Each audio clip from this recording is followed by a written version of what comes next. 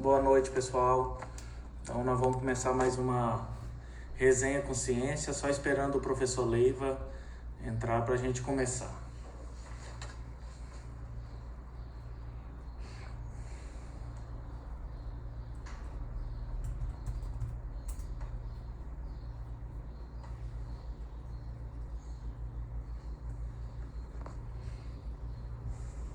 Professor Leiva, você pode pedir para entrar na live, por favor?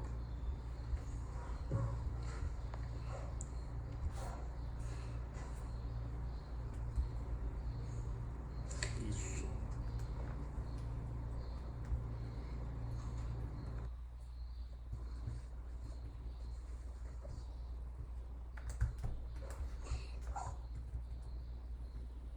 Tá, hein? Agora foi. Eita, deixa eu ver se eu consigo girar aqui, porque eu tô ficando na horizontal, por causa do fone. Não, aí eu mudei a câmera. Só um segundo. Como é que eu giro de novo pra mim? Aí. Eita, pera aí. Por causa do fone, cara. Aí eu vou ter que virar aqui. Acho que não vou conseguir, não, peraí. São os problemas técnicos, né?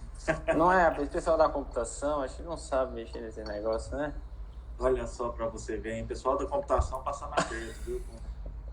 É que eu não sabia que tu falava com o celular. Aí, em pé. Ah, sim. Alô?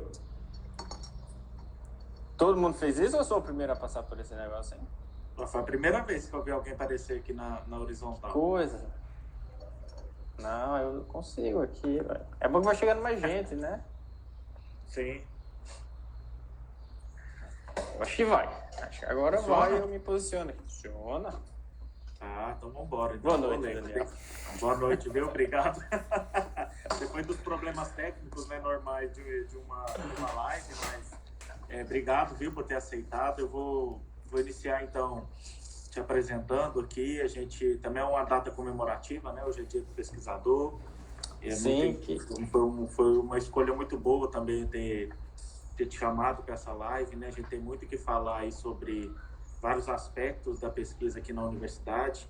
Então, professor, só iniciando, então, pessoal, meu nome é Daniel Valadão, eu sou pró-reitor de pesquisa e pós-graduação aqui da UFERSA, e toda quarta-feira, às 18 horas, nós organizamos essa resenha com ciência, né?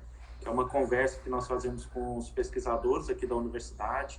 Então, nós já tivemos pesquisadores desde a área de humanas até a área de ciências agrárias, passando pelas engenharias, e hoje nós vamos conversar com o professor Leiva, que é do Departamento de Computação. Então, ele vai falar um pouco para a gente da sua pesquisa, das suas ansiedades com relação à pesquisa da universidade também, as expectativas, as oportunidades que a gente tem dentro das linhas de pesquisa que ele trabalha. Então, apresentando o professor Leiva, que eu agradeço por ter aceitado participar. Ele possui graduação em computação pela Universidade Estadual da Paraíba e mestrado em ciência da computação pela Universidade Federal de Campina Grande e doutorado em engenharia elétrica também por Campina Grande. Realizou estágio de pós-doutorado também na UFCG, na área de sensores e biosensores ópticos, que é o nosso tema de hoje. Então, professor Leiva, muito obrigado, viu? A gente tem muito o que falar, principalmente da área de pesquisa, que é uma área que tem atraído muito interesse, né? Principalmente nessa época agora, interesse das empresas, interesse relacionado também até ao combate ao Covid, e a gente vai conversar isso durante a live. Muito obrigado por ter aceitado.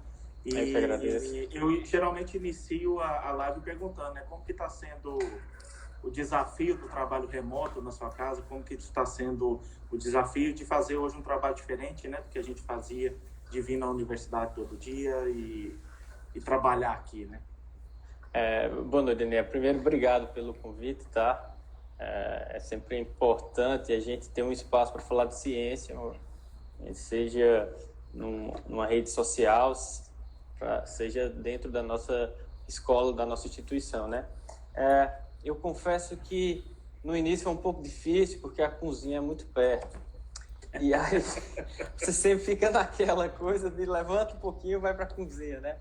Aí ultimamente estou ficando aqui em cima para não ter que descer a escada e chegar lá na cozinha, né? Mas... A cozinha e a TV, né? São muito perto. Pois é. E aí eu tentei, de alguma forma, me policiar, tentar ficar de 9 às 9, com 9 da manhã, 9 da noite, porque eu estou em casa, então, mas tem um intervalo do almoço, um intervalo para passear com a cachorra, enfim, dar uma volta de bicicleta com a esposa. Mas consegui, de alguma forma, destravar algumas coisas até que a rotina do dia a dia dentro do ambiente físico da universidade às vezes ficam esquecidas, né? Então, de alguma forma, deu para acelerar algumas coisas. E a pandemia faz com que a gente passe por todas as situações possíveis, né? Desde ter familiares morrendo, desde ter pessoas perto de você ficando aflitas com a doença. Então, de alguma forma, afeta bastante a gente, né? Não, eu acho que é o desafio de todo mundo, né? Primeiro a gente teve que se adaptar e agora eu acho que está todo mundo trabalhando até mais do que trabalhava no presencial, né? Tá, realmente todo mundo já se encontrou, a maioria se encontrou já dentro dessa rotina. É lógico que alguns têm mais dificuldade com relação ao cuidado, né, com filhos, com outras situações também que a gente tem em casa, mas eu acho que já conseguimos melhorar muito do surto que foi lá no meio de março, quando a gente suspendeu as atividades, né? É verdade. Depois desses, acho que 4 meses já, né? A gente parou 17, né, de março. Então, já vai se ambientando, né? O ser humano é uma espécie animal muito resiliente, né? Como dizem. Ainda bem, né? E, Leiva, o assunto é um assunto que foge um pouco da minha área, então eu vou ser muito curioso no dia de hoje. Como o nosso tema é sensores e biosensores ópticos, o que são, para que servem e que tecnologias são trabalhadas aqui na nossa instituição? Eu quando entrei para essa área, eu fiquei relativamente fascinado.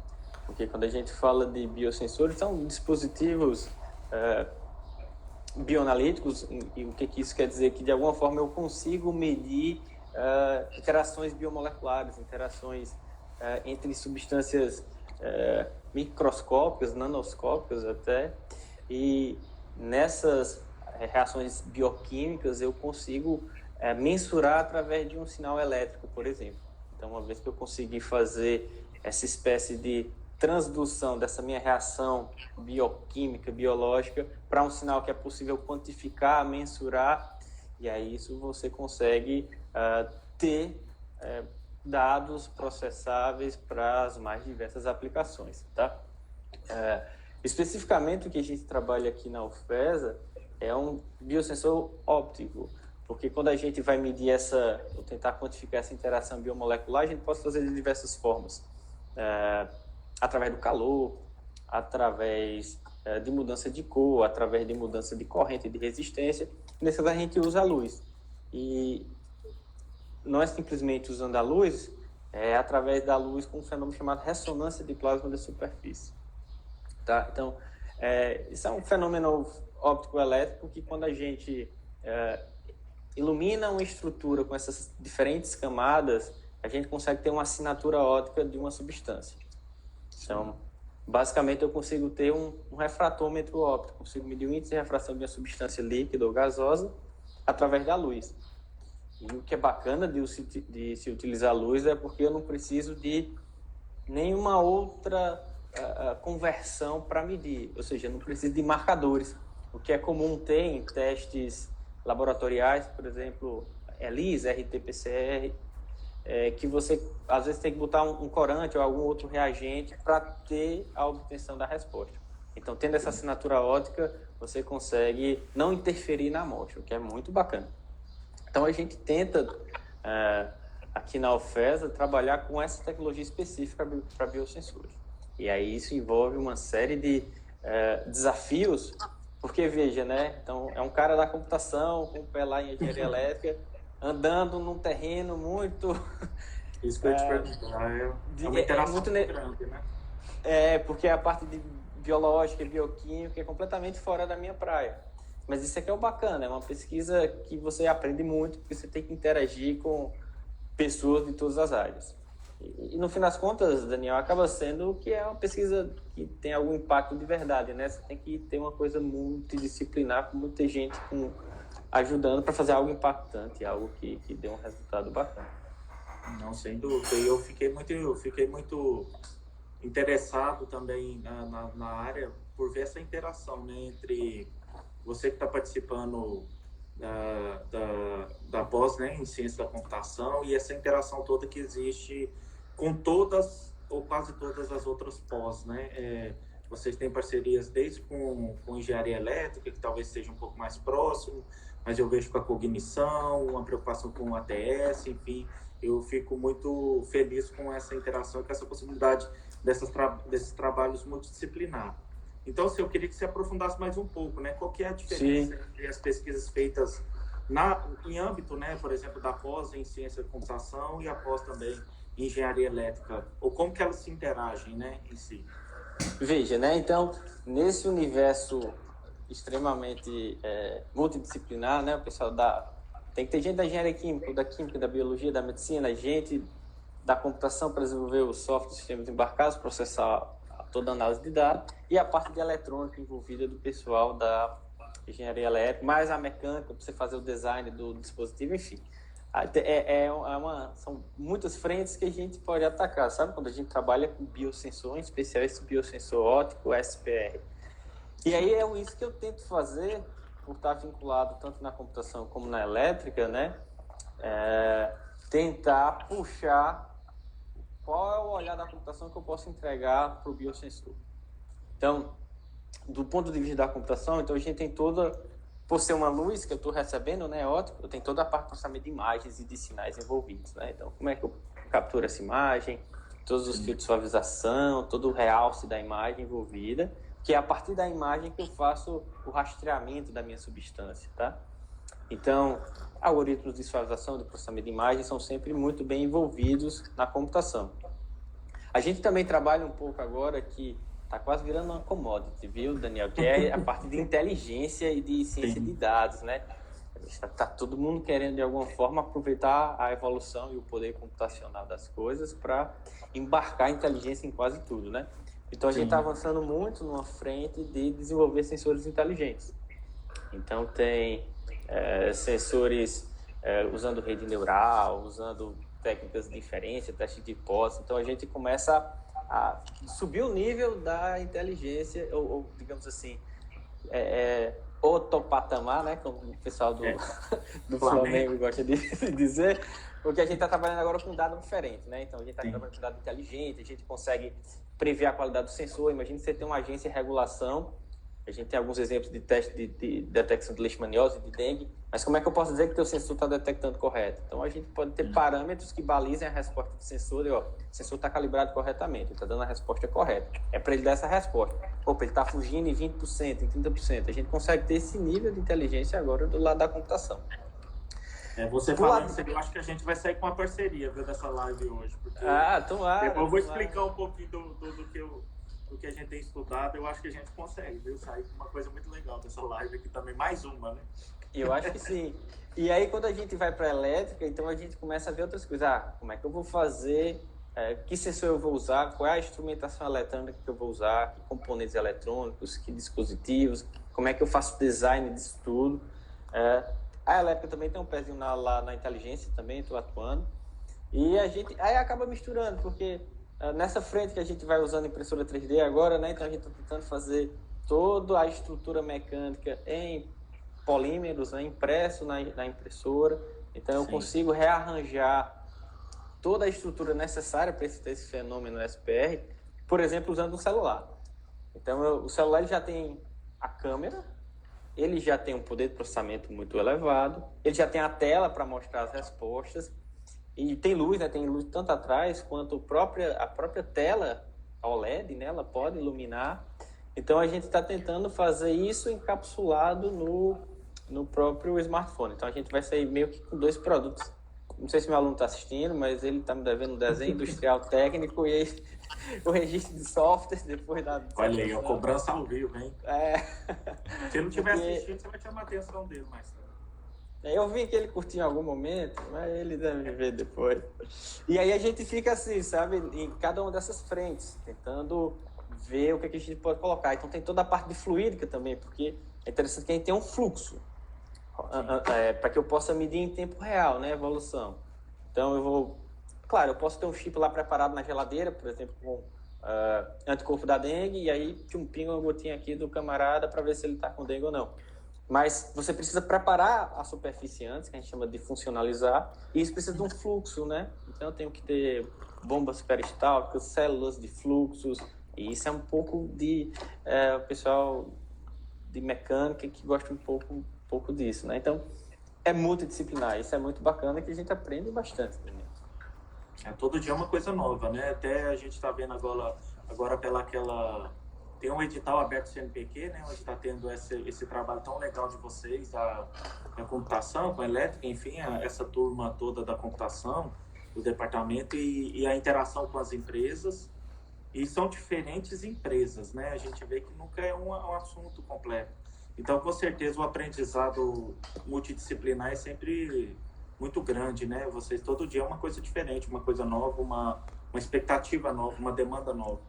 É incrível como a computação, Daniel, de alguma forma, ela é muito acessória para as outras ciências, né? A gente tem nossos próprios problemas e objetos de pesquisa, mas a gente articula muito bem com todas as outras áreas, né? É incrível como a computação é meio que um canivete suíço, né? Você consegue falar com o cara da computação, ele de alguma forma consegue, por ter essa dinâmica sempre de estar mudando as coisas, né? De alguma forma ele já viu alguma coisa semelhante desse teu problema, vamos direcionar por aqui, consegue de alguma forma trazer alguma luz para os problemas, né? É incrível como isso é comum na área da computação como um todo, né? Não sei nem se, inclusive, Daniel, se isso é fruto do aprender a programar, né? Porque você precisa sempre ter aquele poder de abstração para tentar ver quais os passos do algoritmo e tudo mais, e isso é uma estratégia boa para pensar e resolver problemas. Você leva para qualquer âmbito da tua vida, né?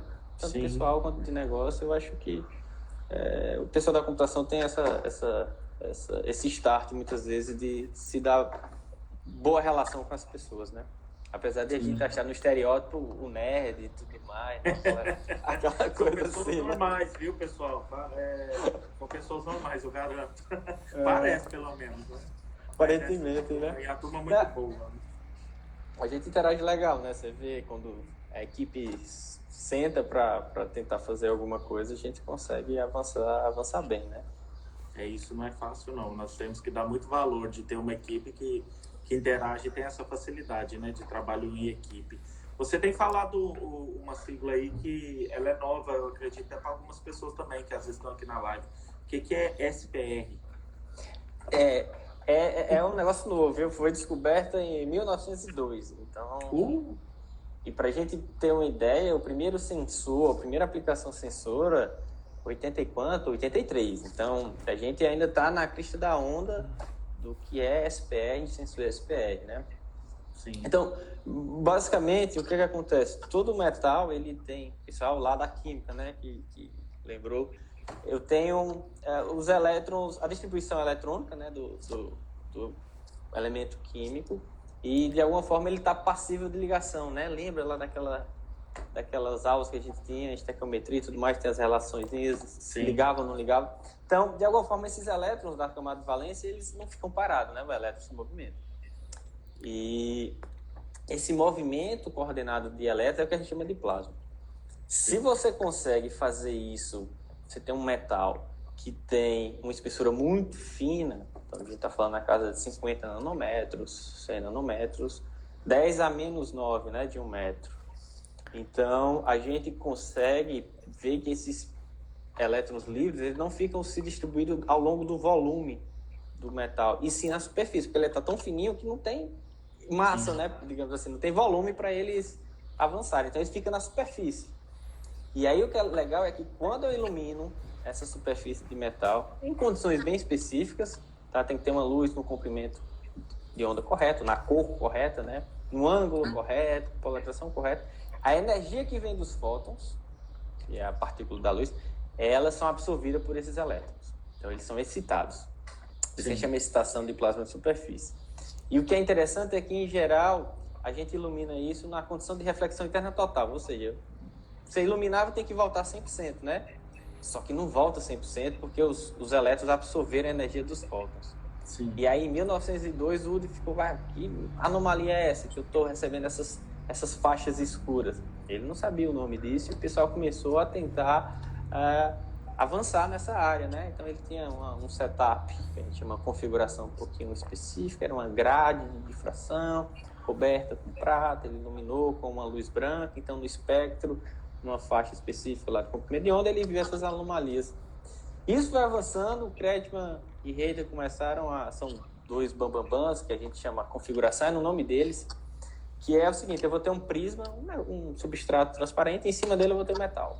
Aí eu ilumino a luz nessa condição. Em cima do metal vai ter a minha superfície, a água, o ar, as aplicações mais diversas, depois eu comento algumas aqui. E aí você teve a primeira aplicação sensora disso aqui para a equipe de Lindbergh, lá da Suécia, um grupo que trabalha com isso há muito tempo, que eles fizeram a primeira aplicação, propriamente dita, de um biosensor SPE. Então, eles imobilizaram IgG na camada de prata, e aí eles passaram a substância de anti-IgG. E aí ele viu que você tem uma marcação preta na imagem, né? Uma linha preta, porque absorveu. Então, se você mudar a substância, ela vai se deslocar de um lado para o outro. E é isso que você vai fazendo o rastreamento. Então, imagina que você tem água, você vai ter a resposta lá para a água, você botou água com sal ou água com cloriformes fecais, você quer medir a qualidade da água. Então, a tua resposta sobe. Ou desce, né? Ela vai variar. Então, essa variação é a condição de acoplamento dos fótons com os elétrons mudou, porque é outra substância. Então, eles começaram a ter a primeira resposta. A partir da concentração de anti-IgG, eles começaram a ver que essa imagem mudava de cor, e aí eles fizeram o primeiro sensor SPE. Mas é um comportamento diferente para cada substância, né? Por isso... e não é. Você tem que tomar cuidado com as substâncias que você coloca. Você pode ter uma variação, vamos supor aqui, de 10. Botar água e água com hipoclorito, né? Água sanitária, dragão, uma propaganda aqui. Ou você ter isso para... você tem um anticorpo mobilizado da dengue, botou uma amostra de sangue e deu essa mesma variação de 10. Então, a gente consegue medir variações. Tem que tomar cuidado quando estiver fazendo o experimento de que substâncias você está colocando. Não, é diferente de você ter... acho que o pessoal da química e da física que sabe bem o que é espectroscopia, não sei se você já trabalhou com isso. Então, sim, eu jogo um feixe de luz e cada substância, ferro, mercúrio, né, cobre, vai ter uma faixa espectral diferente. Sim. Apesar de eu conseguir também trabalhar quando eu jogo a luz branca, eu também consigo medir a faixa espectral, mas pode ser que seja no mesmo ponto para as mesmas substâncias, né? Não é bem uma assinatura de espectro, sabe? Não entendi. Mas é a posição em que é absorvido os elétrons. Fantástico. A primeira vez que eu vi isso, montei o sensor e pinguei uma gota d'água. Quando eu peguei uma gota d'água, eu fiz a configuração para excitar tendo a água. A marcação preta em tempo real. Isso é quase mágica. Foi muito bacana. E estou com isso aqui há 10 anos, 12 anos trabalhando com isso. Se apaixonou, né, por essa área e ficou, né? É difícil, assim... É difícil muitas vezes na pesquisa a gente encontrar uma área que, além da gente gostar, você consiga ver que ela tem aplicações bem palpáveis, né? Às vezes a gente tem umas pesquisas que não tem muito impacto tão palpável assim, às vezes é mais um problema imediato, de pesquisa, né? Interna, prática, imediato. Então, quando você tem essa oportunidade de trabalhar com a área que tem esse tipo de impacto e de aplicação prática, você fica muito motivado para isso, para trabalhar. E isso tudo que você explicou, qual que é a praticidade disso? Onde que está sendo utilizado, as vantagens, desvantagens dessa técnica? Veja, a gente tem uma série de aplicações que podem ser usadas. Quando a gente pensa em biosensor como um todo, em geral é para ele tentar mudar, ou ele traz algumas vantagens em relação às técnicas que existem, por exemplo. Vamos dar um exemplo aqui que talvez o pessoal consiga entender. Eu vou fazer meu exame para saber se estou com dengue, né? Ou rubéola, alguma doença, eu vou lá no laboratório de análise, ele faz uma técnica chamada, muitas vezes, ELISA. É uns potinhos. Tu conhece ELISA? É uns potinhos, você vai botando a substância, aí bota o reagente, se mudar de cor, você consegue... você tinha tantos por cento de ter a doença, né? Sim. Então, É difícil você ter muitas vezes isso de forma portátil. É difícil muitas vezes você ter isso com a resposta em tempo real, assim, em coisas de minutos, né? Geralmente demora um pouquinho mais. Você precisa de um marcador, né? Que muitas vezes pode influenciar na amostra que você está medindo. Então, essas são uma série de vantagens, né? Você portabilidade, miniaturização, fazer as coisas cada vez menores. Você consegue ter respostas muito mais rápidas. Uma vez que você montou esse teu protocolo de funcionalização da camada, aí você tem uma variedade de aplicações muito grande. Tem algumas bem legais, que é interessante comentar. Por exemplo, os caras colocaram um sensor de SPR nas asas de avião para medir a concentração de pesticida que ele colocava nas plantações. Então, eu conseguiria ter um controle muito melhor do que eu estou jogando na minha plantação. Esse é um projeto, viu? Tem umas coisas. Só começamos não. A gente pode começar a ver, por exemplo, como é que eu meço a quantidade de glifosato, né, que está sendo aplicado. Então, é cancerígeno, tem uma série de restrições, aquela briga interna aqui que a gente já viu em alguns momentos na TV, né? Se usa, se não usa. Então, a gente tem alguns... Enveredou, mas é possível você também medir isso? Ou como é que você mede, por exemplo, a qualidade de uma fruta? É possível que, de alguma forma, eu consiga medir os componentes voláteis, os VOCs. Sim. Então, eu coloco isso numa planta, eu sei que ela vai emitir alguns componentes voláteis. Nosso organismo tem milhares, né? Da pele, da saliva, da urina, enfim. São compostos orgânicos que, de alguma forma, se a gente conseguir monitorar e acompanhar isso, eu posso dizer se tu está doente, se tu está com alguma disfunção. E a mesma coisa para a planta, né? A gente pode ver isso. Além de toda a parte que a gente chama de imunossensor, que é quando eu tenho um anticorpo imobilizado na superfície. E aí você tem aquela reação antígeno-anticorpo que você consegue ter as aplicações as mais diversas possíveis. Por exemplo, se a gente imaginar o Covid hoje, né, que está muito em voga, você conseguiria, com o biosensor SPR, por exemplo, atacar nas duas frentes. Tanto na fase assintomática, né, que é aquela fase que está se proliferando, porque eu poderia fazer o oposto, né? Se eu detectar um antígeno... o que você propôs no projeto que foi aprovado na CAPES? Nesse agora não. Não. A gente submeteu um outro com a parceria com a UFCG, nesse, que era o edital 9, né? Ele foi aprovado? Esse 12... Não. Não foi não. Não foi não. Mas a ideia era boa, a gente não sabe por quê. Mas vou fazer. E aí, você detecta o antígeno, né? Então, beleza, estou detectando o antígeno. Porque esses testes sorológicos, em geral, estão detectando o anticorpo que teu organismo produz. E aí demora um tempo. Mas eu também detectaria, só mudar a minha receita, né? Se eu botar um anticorpo, eu vou detectar um antígeno. Mas se eu conseguir botar um antígeno imobilizado, eu vou detectar teu anticorpo. Então, ele poderia trabalhar nas duas fases da doença. E assim, o que a gente está lendo aí na literatura é que talvez para a gente conseguir medir em massa, acho que os biosensores vão ser talvez a solução ideal, porque você consegue fazer ele de forma barata, portátil, as peças podem ser descartáveis, a resposta é imediata, e você não corre o risco de estar medindo ou tentando detectar uma fase errada, né? Porque você não usa... Mas e o custo, Leiva? São caras essas pesquisas e o biosensor em si? Teoricamente, se você tem uma... Veja, o que a gente está falando aqui para precisar? Freezers de baixa temperatura, que a maioria das universidades tem, para você conseguir colocar os reagentes. Sim. Muitas vezes, um dos melhores metais é o ouro, né? Porque o ouro não oxida e você pode trabalhar com meios líquidos. Então, tem que ter uma máquina de deposição. Mas a gente já fez algumas contas disso aí. Então, a gente consegue ter, talvez, um equipamento desse, na casa de R$5.000, muito provavelmente, onde cada pecinha descartável, você pode... De ouro vai sair um pouco mais caro. Eu acho que de ouro e fazer com polímero injetado, para depois receber o ouro, sai $2, talvez. Aí, se fazer em larga escala, isso cai, né? Você faz de alumínio, mas alumínio talvez não fique tão bom para reação bioquímica, né?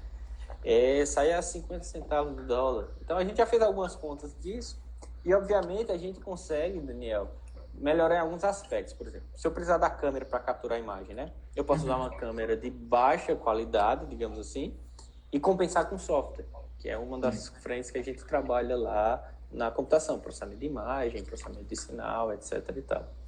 Então, e pequeno, a gente está falando do equipamento, acho que o biosensor mais conhecido de todo mundo é o de glicose, né? Que a gente fura o dedo e coloca Sim. a fitinha de papel, né? Bota lá e ele mede. O sonho da gente é fazer alguma coisa assim, né? Então, a gente, usando o celular é uma opção, a gente tem um outro aluno que está tentando fazer com um equipamentozinho chamado Raspberry, é uma plaquinha pequena. Eu estou anotando aqui como fonte de pesquisa, viu? Espera aí que... Pode ir falando aí que depois eu vou te ligar para a gente conversar. E eu acho que um dos projetos mais legais, que de alguma forma a gente cai muito com a nossa área de agrários, é o projeto Molosco da Europa, que eu quero medir no leite todas as propriedades ruins que porventura tenha no leite. Então, pega o leite, tira lá da vaca, mastite, etc, tudo que for excesso de... Muitas vezes tem que tomar um remédio, fica antibiótico no sangue, ou no leite, né? E aí você não pode usar e tal. De uma vez só, eu medi tudo ao mesmo tempo. Tudo usando SPR. Então, é um projeto da União Europeia que tem uma grana grande aí. É possível a gente fazer um biosensor para identificar um agrotóxico no solo, um tipo de agrotóxico ou tipos de agrotóxico e também quantificá-lo? Isso é o princípio do biosensor, né? Você detectar alguma concentração de alguma coisa, de antrax no ar, de fumaça, de qualquer coisa assim, e tentar quantificar isso de forma que seja mensurável, né? Eletronicamente falando, né? Senão elétrico. Se for no solo, talvez a gente tenha que fazer alguma outra coisa, porque em geral... É uma matriz mais complexa, né? A gente trabalha com meios líquidos e gasosos. Pode até medir em sólidos também, mas fica um pouco mais difícil, porque tudo é proporcional ao comprimento de onda, né? Então, na verdade, falando de luz... a gente fala solo também, é a solução do solo, né? Então, pode ser. Como se você lava e separa esse líquido e fizer essa mensuração lá.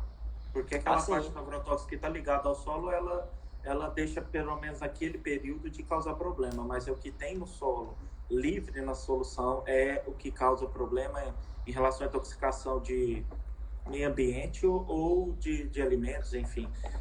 Olha, isso aí é uma área... Só para você ver, foi o que eu estava anotando aqui, porque colocar um doutorando para trabalhar com você, que eu acho que a gente revoluciona a agricultura em alguns aspectos. Veja só. Sabe, Lene, é feito de coletar solo e levar para o laboratório para fazer análise em cromatografia. Então, se você puder fazer via biosensor dentro de um local, de uma fazenda, é revolucionário. Em campo, né? Pesquisa, né? Precisamos ver se isso vai dar certo. Desenvolver, porque, veja, você pode imaginar assim, o seguinte princípio de funcionamento, Daniel. Você tem a resposta do biosensor para o solo bom. Beleza. Sim. Se ele estiver fora das condições, a resposta vai ser diferente. Então, você já sabe que está diferente. Aí, depois, é preciso, talvez, usar um outro ferramental para detectar o que está causando essa diferença. Mas, assim, em tempo real, de imediato, o pessoal aqui está com algum problema, você consegue rápido, super rápido. Nossa, perfeito. E me conta o que... Propaganda aqui dos meninos, do robótica, cadê? Levanta aí, pessoal. O Fred e Petrobras, né? A Silvio tá vendo aí, eu vi ele em algum momento falando. Silvio, o Davi, tem uma turma boa aí. Já teve gente até elogiando, falando que o de baixo é o mais bonito, né? Eu não concordo não, mas eu vou respeitar, porque às vezes é um parente seu, né? É um parente, né? Aí, a gente respeita, né? Vai saber. Mas Vou dar até os cabelos agora, estão falando que eu tava vendo. O cabelo aí, porque estão falando bem de você na live. Como que as pesquisas de vocês têm colaborado nessas pesquisas com o biosensor no combate ao Covid? Além do projeto, né, nós vamos comentar em especial dele, o que você aprovou na CAPES, o que mais que esses sensores poderiam colaborar no combate ao Covid? Então, quando a gente, como eu tinha comentado, Daniel, especificamente aqui, a gente tem um problema, assim, fácil de resolver, se a gente tiver gente, porque a parte biológica não é muito minha praia, né? Então, é preciso ainda ter a imobilização do vírus, do Covid, quais são as condições que eu posso usá-lo para imobilizar na superfície do sensor, uma vez que imobilizado, quanto tempo demoraria para eu, sei lá, colocar no freezer, levar para um posto de saúde e de lá testar. Então, são todas variáveis que a gente não tem condição de fazer nesse momento aqui na UFESO, porque isso está sendo desenvolvido ainda por todo mundo, né? O pessoal ainda está estudando isso. Como é que eu faço essas questões? Mas o que a gente tem visto é que, por ele ter de certa forma, uma precisão semelhante à de um PCR e de uma forma de coleta muito mais simples, o professor Luiz Goulart, lá de Uberlândia, que tem até uma parceria, ele até saiu recentemente uma matéria que ele consegue fazer com SPR, mas através da saliva. Então, ele consegue, de alguma forma, através da saliva, conseguir extrair, seja a proteína que encapsula o vírus ou algo nesse sentido. Uma vez que você tem isso, você consegue imobilizar na superfície. Então, só a parte de imobilização de enzimas, de proteínas, é os doutorados de muita gente, né? Como é que você faz isso? Aí, beleza, uma vez que está imobilizada, você faz testes e receitas para você ter confiança estatística, demora um certo tempo. Mas, como eu disse, olhando o que está na literatura, muito provavelmente o biosensor vai ser a saída para teste em massa de qualidade, de forma muito mais rápida e prática. Eu acho que daqui a uns tempos, ainda mais com essa alta taxa de negação, né, dos testes sorológicos, que 70% de chance de dar errado, estatisticamente isso é nada. E ontem saiu foi uma publicação já de um grupo indiano que os testes sorológicos, se eu não estiver falando besteira, são sorológicos mesmo, que eles também, eles verificaram que existia pessoas com dengue dando positivo para o Covid, também através do teste. Então, Veja, com o biosensor... vai criar uma bagunça que revoluciona, né? É lógico que a gente tem outras técnicas que são mais confiáveis, mas essa me assustou ontem, né? Porque ela... o pessoal, Daniel, consegue fazer assim, se eu consigo ter um alto throughput é você maximizar o quanto você consegue medir, né? Às vezes a gente vai falando das coisas da computação, né? Mas medir ao mesmo tempo. Então, se eu conseguir colocar um monte de anticorpo imobilizado na superfície do meu sensor, por exemplo, eu consigo medir os 4 sorotipos da dengue de uma vez só. Então, eu poderia botar chikungunya, dengue, zika, covid, e numa medição só, numa única amostra, eu pegar e tentar dar a resposta de uma vez para tudo, né? Agora, voltando à desvantagem, é que quando as coisas são muito pequenas, a gente está falando de anticorpo, qualquer coisa, tem que ter um cuidado muito grande, porque você, qualquer coisa, tem uma sensibilidade cruzada, e aí você está medindo sujeira que está vestígio do plasma do sangue, não é o que você quer muitas vezes. É onde se gasta muito tempo, né? Nessa calibração, e na preparação das substâncias, não tenha dúvida. E que muitas vezes é a parceria com o pessoal da bioquímica e tal, que às vezes, olhando do ponto de vista da pesquisa na computação elétrica, a gente não tem muito, né? Eu estou vendo resposta aqui do meu amigo Ed Carlos. O Ed Carlos mandou uma pergunta. Eu ia falar para você que ele mandou uma palavra difícil aí para você. Wavelets, são transformadas. Ele fala wavelets, aí ia ficar muito feio, né? Não, são transformadas que a gente pode pegar, enfim, olhando para a imagem, a gente consegue ter multi-resolução. Os meninos da disciplina acham bom. Eu sou professor de processamento de imagem, né? De vez em quando eu passo para os meninos. A gente ainda não usou, Ed Carlos, mas é uma frente que a gente está investigando, porque uma vez que eu tenha imagens com muita resolução, que depois eu posso reconstruí-las, e toda vida que eu trabalho com transformada, eu posso representar meu sinal de uma forma melhor. O que a gente usou recentemente na defesa do aluno Júlio foi já uma defesa via videoconferência por conta da Covid, né? Então a gente tem que adaptar tudo isso. A gente comparou o Fourier e mais algumas outras do cosseno, só para descrever o meu sinal no tempo real. E a gente fez o nosso próprio descritor, que era melhor e tal. A gente também fez o nosso ferramental, nosso modelo, que a gente achou que trabalhava melhor para comprimir os dados, enfim.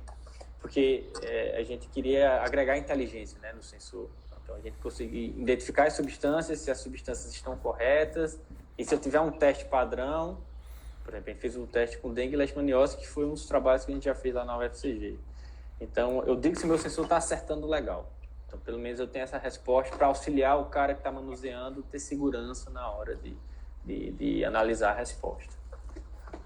Leiva, voltando ao que você tinha falado também sobre o uso, né, dos biossensores para o Covid, eu acho que fica difícil a gente separar que em um futuro breve ou um futuro, tomara que seja breve, né, que eu vou falar, a gente tenha testes de larga escala, instantâneos ou próximos, rápidos, né, sem o uso de biossensores, né? Eu acho que talvez fique difícil, porque não sei se o pessoal começa a ver aqueles drive-thru, né, que o pessoal faz muito isso para fazer aquela coleta e tudo mais. Sim. O pessoal que está coletando precisa tomar um cuidado, porque pode se contaminar. Às vezes é inviável você botar a cabeça para fora da janela do carro. O tempo leva um pouco mais para dar resposta, e aí você fica naquela defasagem temporal entre o cara achar que está sintomático e começa a sair, todas as suas ações começam a ficar defasadas, e aí quando você vê como a transmissão é muito rápida, né, do vírus, você tem um desperdício de recurso, as ações são mais ineficientes. Então, a grande questão, acho que o X da questão é ter uma tecnologia que você consiga medir com segurança de forma rápida. Sim. Segura de todos os pontos de vista, para quem está coletando as amostras, para quem vai fazer essa medição, né? Para a qualidade da resposta que está saindo, uma taxa de acerto alta, né? Para lá de 90%. E rápido e fácil também, né? Porque você não precisa...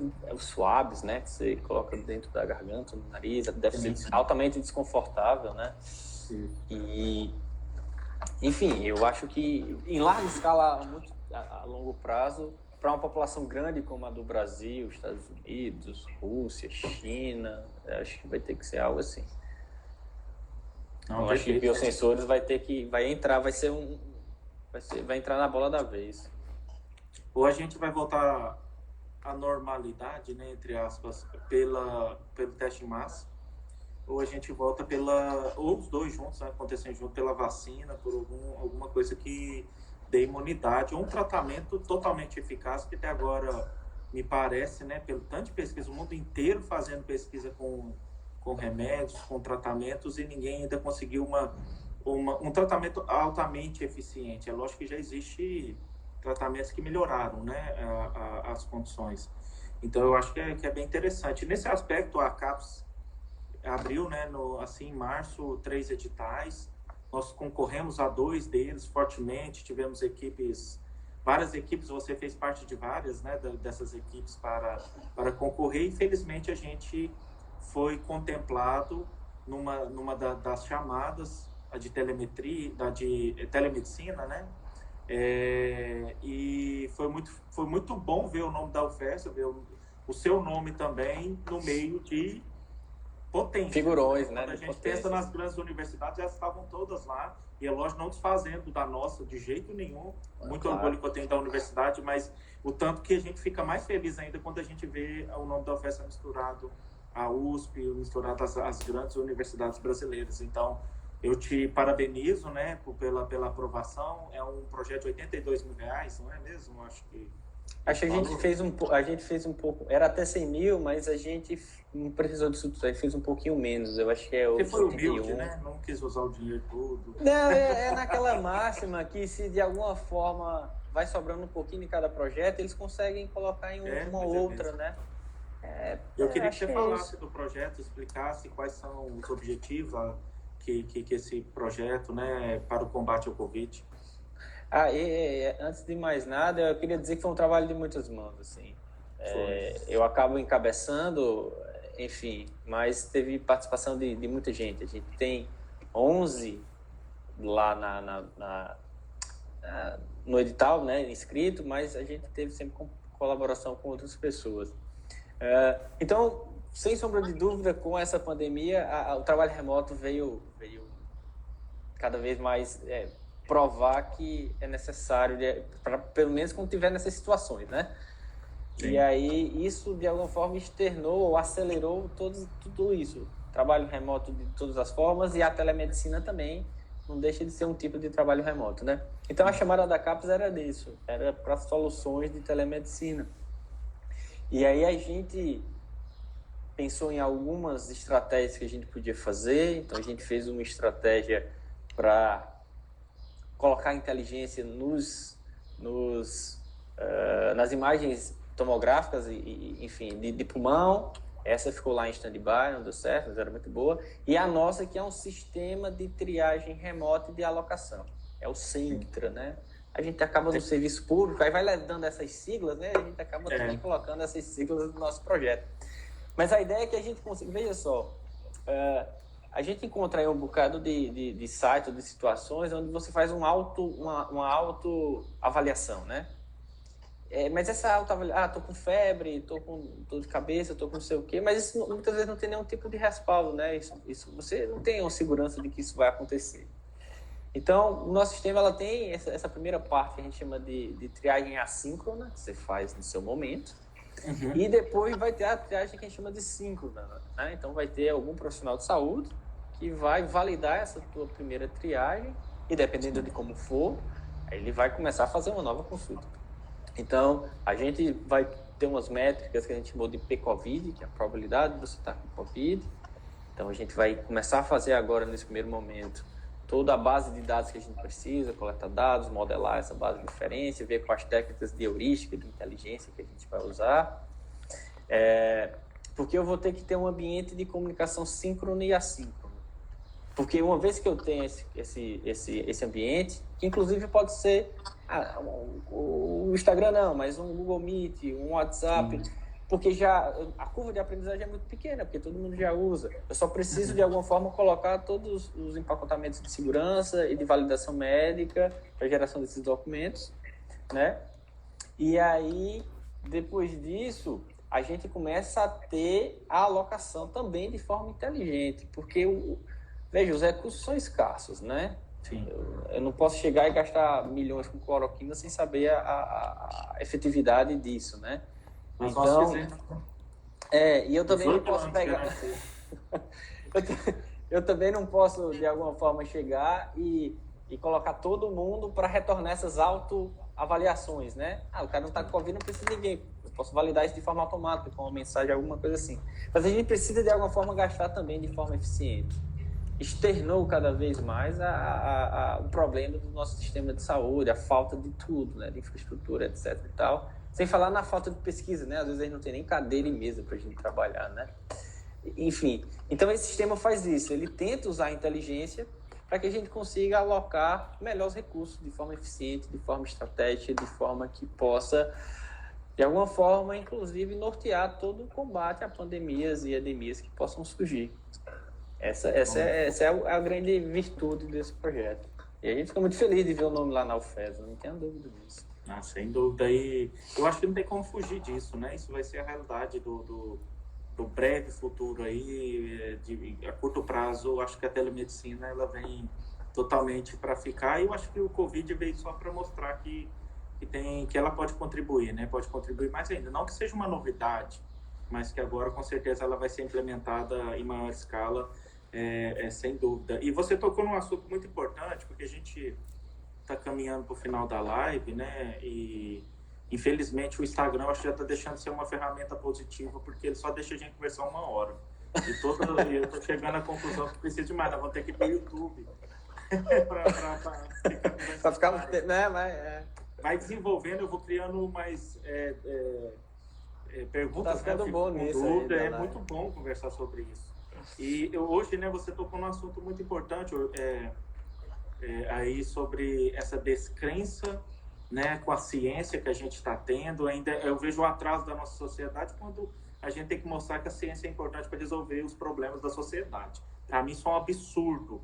Mostra que a gente está atrasado na escola, na história, explicar a história para os nossos jovens, para eles entenderem a importância, né? E hoje, em especial, o Dia do Pesquisador, então parabenizo todo mundo que estiver assistindo, parabenizo o professor Leiva, que eu estendo a todos os pesquisadores e pesquisadoras da nossa UFES.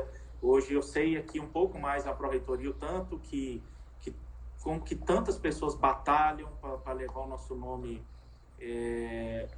da fora, né? Nos melhores lugares, e também para produzir tecnologias, para produzir informações que sejam de importância para a nossa sociedade. Então, parabenizo todo mundo e Leiva, eu queria realmente saber de você qual que é a sua expectativa, né, para os próximos anos, o que você espera da UFES enquanto pesquisa. Hoje eu vejo, e já estendendo também aos colegas da computação, eu vejo que vocês hoje estão na crista da onda por merecimento, né? Vocês estão vivendo um momento de crescimento, vamos dizer, daquele grupo muito importante, onde vocês estão se reconhecendo cada vez mais. Então, achar o nicho, né, para conseguir financiamento.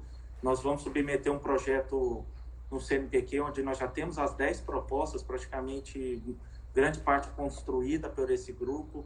Então, eu queria saber, sim, o que você espera para o futuro da pesquisa, tanto em âmbito institucional, estadual e nacionalmente também. Antes de dizer o que eu espero, eu acho que é legal a gente ver como é que a história foi construída, né? Acho que muitas vezes a gente fala em marcha da ciência, mas ela não anda só, quem anda são as pessoas. E eu acho que ela parece mais, até o livro que eu estou lendo fala muito disso, ela parece mais uma corrida do que uma marcha, e uma corrida com passamento de bastão, porque onde quem recebe o bastão depois não sabe como é que o outro vai acontecer. Por exemplo, se você vê a parte da química, né? Vamos lá, Lavoisier conseguiu fazer uma série de coisas, né? Mas conseguiu ver como é que eram os experimentos, principalmente com gases, conseguiu ver que a combustão era com oxigênio. Antes o pessoal pensava que a substância tinha um fogicídio, pegar fogo era uma substância que ela jogava, era fogicídio. Mas aí depois mas Lavoisier ele nunca falava de átomo, achava que átomo era interessante falar, e aí depois vem Dalton e começa a ver, peso atômico e tudo mais. Então, e é importante também perceber como esses caras tinham uma característica, não sei se a gente pode chamar, acho que é garra, acho que sim, garra ou perseverança, e é incrível que muitas vezes é preciso um pouco disso, porque muitas vezes a gente só vê o holofote da manchete do resultado obtido, mas isso precisa de uma série de trabalho, perseverança, enfim, e sucesso está muito ligado a isso. Então, é preciso que a gente consiga investir, porque senão a gente não vai ter vacina, por exemplo, que está muito em voga, né? A gente precisa conseguir dar as condições para que alguém que queira trabalhar, queira pesquisar, tenha essas necessidades mínimas para poder tocar a sua pesquisa, né? Então, quando a gente olha que de algumas vezes não deixa de ser recurso, né? Recurso para fazer isso. Quando os recursos são cada vez cortados, isso demonstra que a preocupação com a ciência é em terceiro lugar, último lugar, ou penúltimo, né? Então, e é incrível quando você olha o poder econômico que uma pesquisa bem-sucedida gera. É infinitamente maior do que o que foi investido. Não tem como você não pensar que é investimento e não desperdício. Eu gosto de brincar muito com o pessoal, motor 4 tempos de moto ou 2 tempos. Tem em todo lugar do mundo, né, cara? Todo lugar tem um motor a combustão, por exemplo. Isso precisou ser inventado, ser investido, isso precisou ser desenvolvido. E o lucro que não tem na indústria automobilística, por exemplo, né? Então, são uma série de coisas que a gente espera, e falando localmente, a gente encontra algumas ações positivas em que o pesquisador ele começa a ter um pouco, na medida do possível, valorização. A gente vê algumas coisas que, desde a infraestrutura ser um pouco mais reorganizada para que os grupos de pesquisas possam tocar suas pesquisas, para que os alunos, por exemplo, que é quem faz pesquisa nesse país, é aluno, porque a gente não tem um centro de pesquisa que contrata pesquisador como Fraunhofer, Ranchicard, enfim, mais institutos que a gente encontra no mundo afora, para que os alunos possam ficar e possam desenvolver as pesquisas. É das condições que a gente fala, Daniel, até de mobília, indo da mobília, do lugar do cara sentar, do lugar do cara usar uma mesa. Obviamente, por toda a parte de telecomunicação que está envolvida, hoje a gente não pode não deixar de ter acesso à internet para pesquisar suas coisas, e até um pouco de infraestrutura específica, né? Isso também é importante, porque tem pesquisas que exigem equipamentos um pouco mais sofisticados, né? E isso só é possível conseguir ou firmando parcerias, enfim, com investimento, né? Então, o que a gente sempre soube, eu acho que quem está na área, você também, é que a pesquisa é indispensável. para o desenvolvimento da humanidade. Mas que se a gente começa a ter políticas em que o recurso é cada vez mais drenado, é cada vez mais diminuído, né? Então fica... faço o que eu faço, mas não faço o que eu digo. No discurso tu diz que é importante, mas na prática tu faz é fechar as portas da pesquisa. É aquela coisa, né, Leiva? Um atraso de 1 ano de uma pesquisa, para você retomá-la e você chegar naquele patamar de novo, demora muito tempo. E o recurso que você vai investir é muito maior depois. Então, essa descontinuidade do recurso, hoje a gente pensa até em âmbito federal, né, o Ministério da Ciência e Tecnologia, isso que é o preocupante, né? A gente vinha de um momento de crescimento onde, com certeza, o recurso poderia ser alocado para áreas que necessitasse, né, por exemplo, naquele momento, mas não, infelizmente a gente volta àquele discurso de ideologia, né, a dificuldade que a gente tem para ter uma política contínua. É triste, e aí a gente patina e não sai. Vai ficar importando coisas pífias que são altamente factíveis de fazer em qualquer estado desse país. Então, eu tô rindo aqui porque a gente começou bem e agora a gente tá ficando triste, viu? Então, apareceu para mim que eu preciso encerrar a live, porque senão ela não fica gravada, falta 1 minuto, e eu vou só te agradecer, antes que a gente comece a ficar muito triste aqui, não é o motivo não, com certeza. Um abraço, Daniel. Uma live muito boa, viu, Leiva? Muito obrigado, eu tenho certeza que todo mundo que entrou ficou muito feliz de ouvir e bem interessado, e pode esperar meu telefonema aí, que nós vamos conversar sobre algumas pesquisas, e eu acho que vai ser com o grupo inteiro, tenho algumas ideias, minha área é também de modelagem, tentar entender algumas coisas do uso de agrotóxicos no ambiente, e com certeza nós vamos poder fazer uma parceria aí em breve, viu? Muito obrigado, feliz dia do pesquisador, você merece. Feliz dia do pesquisador para todos nós. Da computação, viu? Um abraço, Daniel. Feliz dia do pesquisador para todo mundo. Obrigado, viu, amigo? Tchau, boa noite. Um abraço a todos, viu, gente? Obrigado pela presença. Obrigado a todo mundo. Tchau, tchau.